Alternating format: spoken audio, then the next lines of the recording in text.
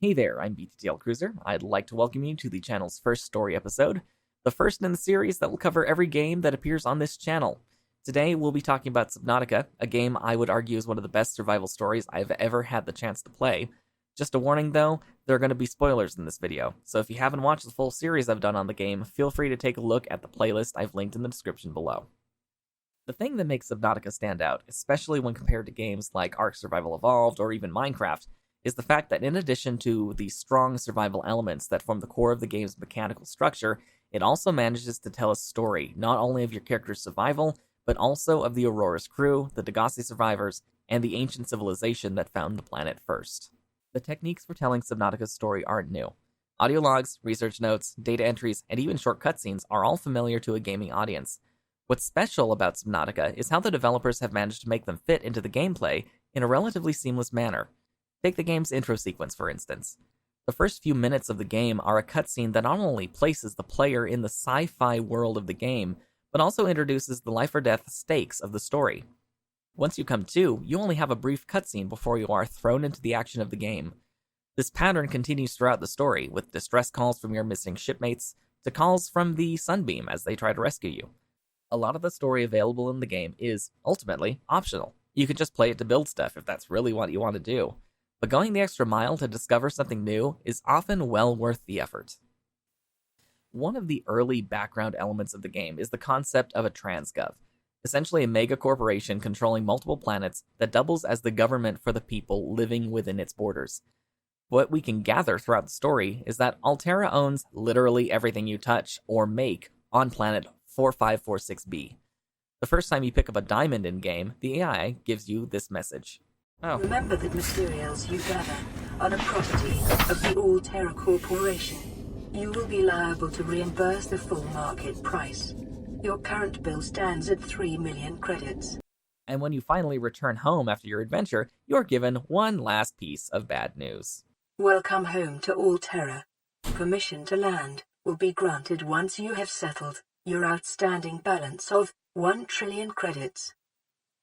Alterra's AI is the first character you meet in the game. It is your constant companion, commenting on the world around the player, while also providing some snarky reactions to the current situation. Yay! Is an essential component of all powered equipment. Your probability of survival has just increased to unlikely, but plausible. As a companion, the AI serves a role as the deliverer of information and objectives to the player.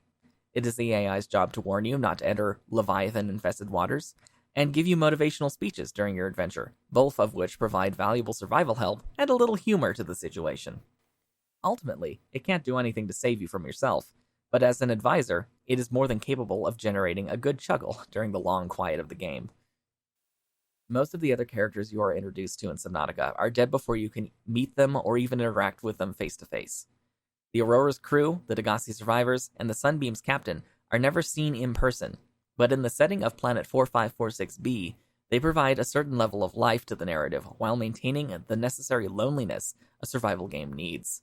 This solitude helps develop the tension that builds throughout the story as the player explores a hostile alien world in a quest to cure himself, and, as it turns out, save the entire ecosystem. Along the same lines as most of the human characters, the aliens who built the facilities on 4546b are also long dead. We can assume they fell prey to the Kara bacteria since they were unable to produce the cure, but their technology leaves me wondering how much they have left throughout the universe Subnautica exists within. The fact that all of their technology still works, thousands of years after its creators all died, tells us how advanced they must have been. Yet, as strange and advanced as they were, there are some aspects of them that seem oddly familiar from a human point of view. There is a certain callousness in their experimentation and a hubris in their confidence.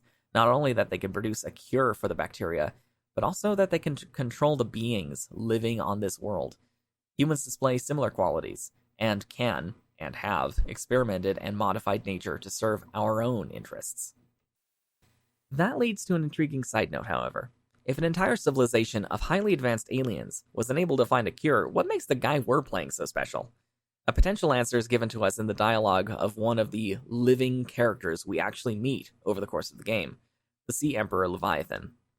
The Sea Emperor is one of the more compelling characters in Subnautica's story.